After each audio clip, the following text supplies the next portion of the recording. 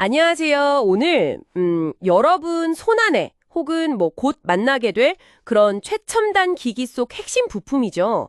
고대역 폭 메모리, HBM D램 여기에 대한 이야기를 좀 나눠보려 합니다.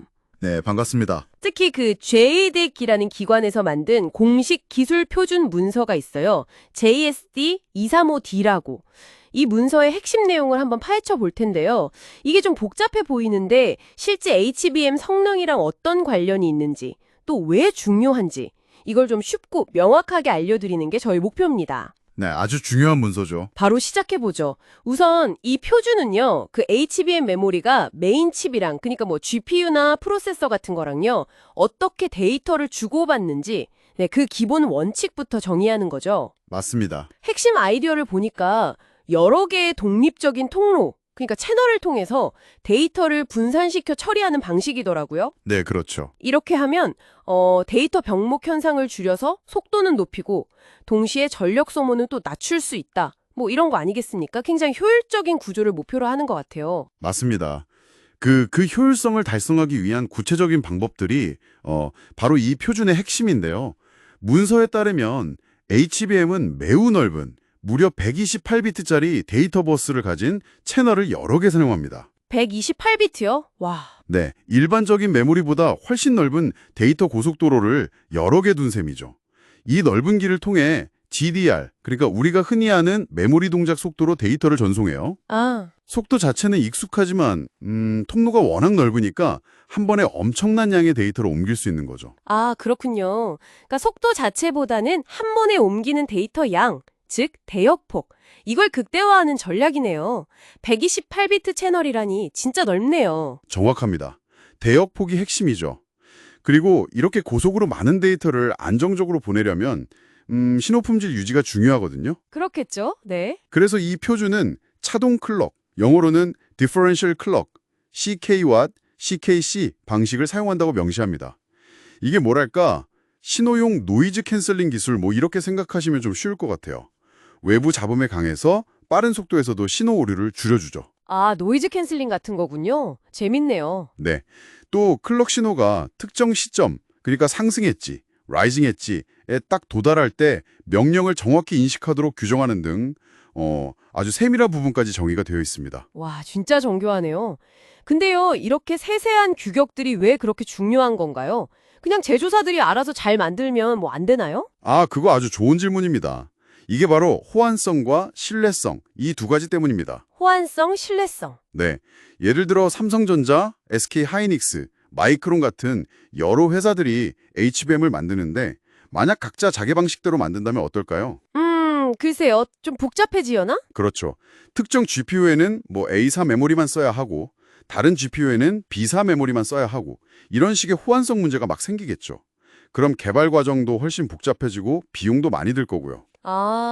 네네. 바로 이 JSD235D 같은 표준이 있기 때문에 어떤 제조사의 HBM을 가져다 써도 GPU나 프로세서와 문제없이 딱 연결되고 또 약속된 성능을 안정적으로 낼 수 있는 겁니다. 그렇군요. 사실상 현대 고성능 컴퓨팅 생태계를 떠받치는 뭐랄까 보이지 않는 기둥 그런 셈이죠. 보이지 않는 기둥이라. 와, 흥미로운 표현이네요. 이 중요한 문서는 말씀하신 대로 JSG235DA라는 고유 번호를 가지고 있고 보니까 2021년 3월에 발표되었군요. 네, 맞습니다. 그리고 설계자들이 칩을 실제 기판에 배치할 때 참고하라고 HBM 베라우 스프레드시트 같은 실용적인 보조 자료까지 제공한다니 상당히 체계적입니다. 네, 그렇죠.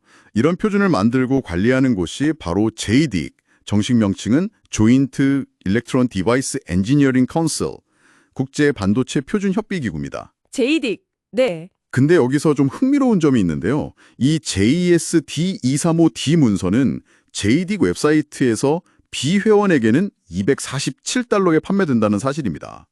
돈 내고 봐야 하는 거군요. 네, 그렇습니다. 표준 개발에는 상당한 자원과 노력이 들어가기 때문에 그 비용을 충당하기 위해서 일부 핵심 문서들은 유료로 제공하는 정책을 가지고 있죠. 하긴 그렇겠네요. 물론 JEDIC 회원사들은 모든 자료를 무료로 이용할 수 있고요. 다행히 대부분의 다른 기술 문서들은 간단한 등록 절차만 거치면 무료로 다운로드 가능하다고 합니다. 그러니까 표준화 작업에도 이런 현실적인 비용과 운영 구조가 필요하다는 걸 보여주는 단면인 거죠. 네. 그래서 이 모든 걸 종합하면 어떤 의미일까요? 결국 JSD235D라는 이 표준 문서는 오늘날 우리가 누리는 AI, 고성능 컴퓨팅, 또 게이밍 환경 같은 것들, 이걸 가능하게 하는 HBM 메모리의 어떤 심장보와 같은 규칙 모음이다. 이렇게 볼 수 있겠네요. 정확합니다. 핵심 규칙이죠. 우리가 체감하는 이런 놀라운 기술 발전 뒤에는 이렇게 눈에 잘 띄지는 않지만 필수적인 표준들이 아주 촘촘하게 짜여 있다는 거군요. 맞습니다. 그래서 마지막으로 이런 점을 한번 생각해 보시면 어떨까 싶어요. 네. 이 HBM 표준처럼 세상에는 정말 수많은 보이지 않는 표준들이 존재하거든요. 우리가 매일 쓰는 와이파이 규격, USB 인터페이스, 심지어 아주 작은 나사 규격까지도요. 아, 그렇네요. 정말 많죠. 과연 이런 표준들이 없다면 지금의 기술 사회가 가능했을까요?